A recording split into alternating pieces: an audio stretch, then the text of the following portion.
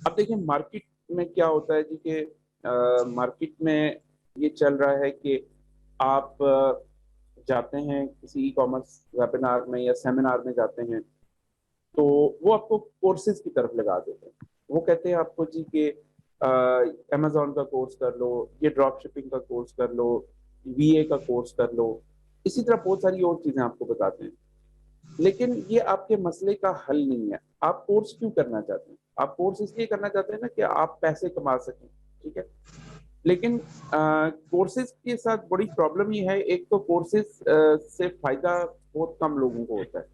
यानी कि 5 से 10% लोग जो जिनको हम कहते हैं जी कि शिकरे या चीते किस्म के बंदे हैं ना, जो थोड़ा सा जिनको थोड़ा सा पुश करते हैं तो वो आगे निकल जाते हैं। लेकिन हर बंदे की अपनी लिमिटेशंस होती हैं, उसकी टाइम लिमिटेशंस होती हैं। कोई जॉब कर रहा है, कोई बिजनेस कर रहा है।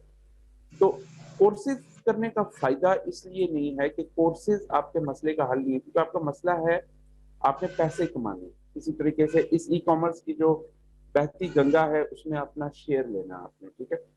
तो ये कोर्सेज का आपसे मैं ये पूछना चाहता हूँ कि क्या आपने कोर्स करना है या पैसे कमाने?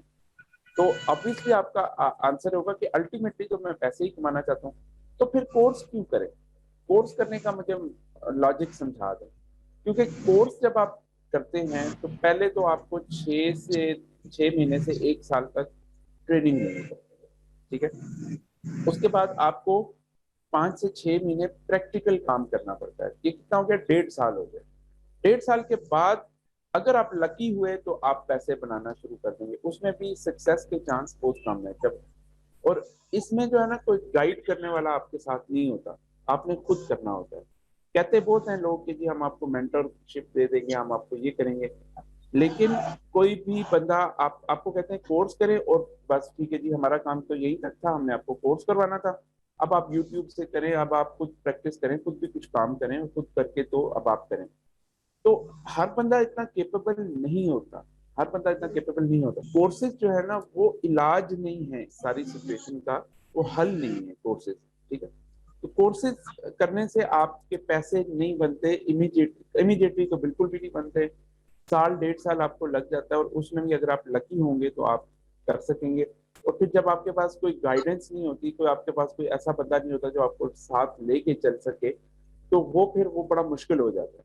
तो अब आपको क्या चाहिए? आपको ये चाहिए कि आप को कोई रेडीमेड बिजनेस दे, तो चलता हुआ ऐसा काम हो कि जो आपके लिए करके दिया जाए, और आप बजाय इसके कि टेक्निकल चीजों में फंसें, आपने करना क्या है? आपने उस बिजनेस को मैनेज करना है। बिजनेस को मैनेज करने के साथ साथ आप सीख भी रहे होंगे। मिसाल के तौर पे हमारा तरीका क्या होता है कि हम आपके लिए सारा कुछ करके आपको दे देते हैं, और ट्रेनिंग भी दे देते हैं आखिर में कि आपने इसको कैसे चलाना है। उसमें मार्केटिंग भी आपकी सेटअप हुई होती है, उसमें आपका लैंडिंग पेज, आपका फनल बनी होती है, उसमें आपकी प्रोडक्ट रिसर्च हुई होती है, और आपको एक रेडीमेड बिजनेस मॉडल मिलता है जो कि हम 15 दिन से 1 महीने के अंदर अंदर आपको करके पूरा दे देते हैं।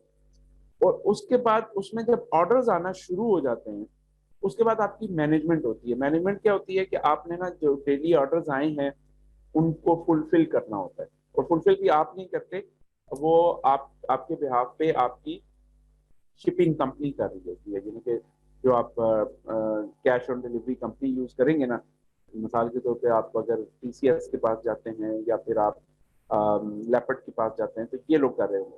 तो आपने उसका ख्याल रखना है, और दूसरा आपने कस्टमर सपोर्ट की तरफ ध्यान देना है। जहाँ पे आपकी बिजनेस ग्रोथ हो रही है, जहाँ पे आप कस्टमर बना रहे हैं, तो आप आहिस्ता आहिस्ता क्या करते हैं कि कोई भी दुकान जो है ना, वो शुरू में चलते चलते शुरू में उसको मशहूरी करने में थोड़ा सा जोर लगाना पड़ता है, थोड़ा बजट लगाना पड़ता है। लेकिन जैसे जैसे वो मशहूर होती जाती है तो कस्टमर बनते हैं।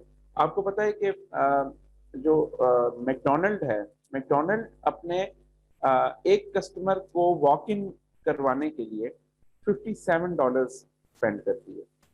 $57 स्पेंड करने के बाद आप ये एक्सपेक्टेशन नहीं रख सकते कि जो पहला कस्टमर आएगा वो $57 का मील लेगा। आमतौर पे $5 $10 का उनका मील लेता है वो।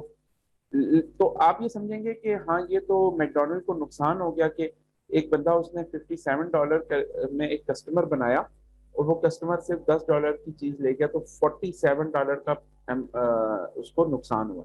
लेकिन ऐसा नहीं है, उनका मकसद ये होता है कि वो आपको एक आदी बनाते हैं, अपने टेस्ट का आदी बनाते हैं। तो वो करते क्या है कि वो $57 स्पेंड करते हैं। आप पहली दफा जाते हैं, आप खाते हैं, आपको मजा आता है, आप कहते हैं वाह यार बड़ी जबरदस्त चीज है। आप एक कस्टमर फॉर लाइफ बन जाते हैं। आप फिर उस पे बार बार जाते हैं, फिर आप बार बार जाते हैं। वो क्यों जाते हैं कि उसमें फिर वो पैसे बनाते हैं। फिर जब आप उनसे क्या पता फिर ओवर द इयर्स आप उनके साथ $1000s स्पेंड कर रहे हैं, ठीक है ना। तो अब यही फिलॉसफी हमारी होती है फनल के अंदर कि हम कस्टमर्स बनाते, ठीक है, उनसे। हालांकि हमारे इमीडिएटली भी प्रॉफिट आता है, यानी कि पहली दफा में प्रॉफिट आता है, लेकिन आप कर क्या रहे हो कि अगर आपके हर महीने 100 ऑर्डर्स आ रहे हैं तो आप 100 रिलेशनशिप्स बना रहे हो। 100 लोग आपको जानने लगते हैं, अच्छा ये जनाब फलाना स्टोर है, मैंने इनसे प्रोडक्ट खरीदी है।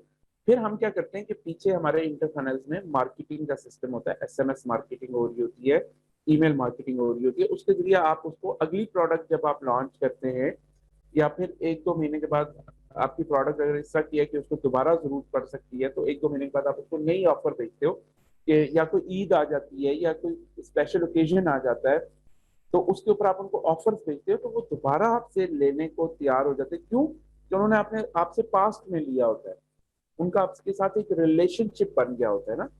तो वो उस रिलेशनशिप को आप कैश कर रहे होते हैं। तो बिजनेस हमेशा जो है ना वो रिपीट कस्टमर से बनता है। मैं हमेशा कहता हूँ कि जिस बिजनेस में रिपीट कस्टमर नहीं है, मैं उसको बिजनेस नहीं समझता। असल बिजनेस ये है कि आपके पास कितने कस्टमर दोबारा आ रहे हैं, आपसे दोबारा चीजें खरीद रहे हैं। ये चीज जो है ना ये मैटर करती है।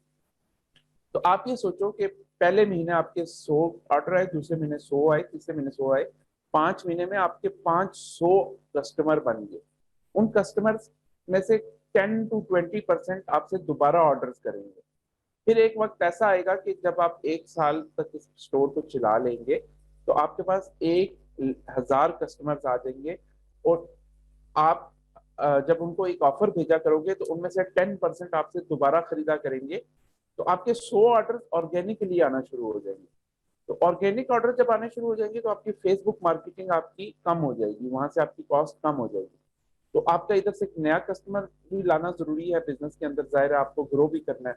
तो इस तरह से आपने ना अपना बिजनेस को चलाना है। कोई भी कारोबार जब आप एक कहीं पे भी खोलते हो, मिसाल के तौर पे आप एक मेलोडी में या लिबर्टी में एक दुकान खोलते हो, तो शुरू शुरू में आपको एक वो कहते हैं कि पहला साल चट्टी, दूसरा साल खट्टी, तीसरे साल दूसरे साल हट्टी, तीसरे साल मतलब खट्टी, ठीक है।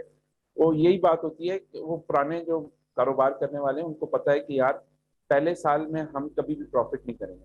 तो ये सारा जो तरीका है ना ये मैनेज करने का, ये फनल मार्केटिंग में हम आपको सिखाते हैं, इंटर फनल्स के अंदर आपको सिखाते हैं। सबसे पहले आपका बिजनेस एस्टेब्लिश करना सबसे मुश्किल फेज है, वो हम आपको करके देते हैं। मार्केटिंग करना वो हम आपको करके देते हैं। फिर उस बिजनेस को चलाने में हम आपकी आहिस्ता आहिस्ता मदद करते हैं। आपको हम प्रोडक्ट भी देंगे, आपको हम सर्विसेज भी देंगे, आपको हम बिजनेस एस्टेब्लिश पूरा करके देंगे। आपने सिर्फ उसको मैनेज करना है, उस मैनेजमेंट में से आप जो है ना वो निकालें।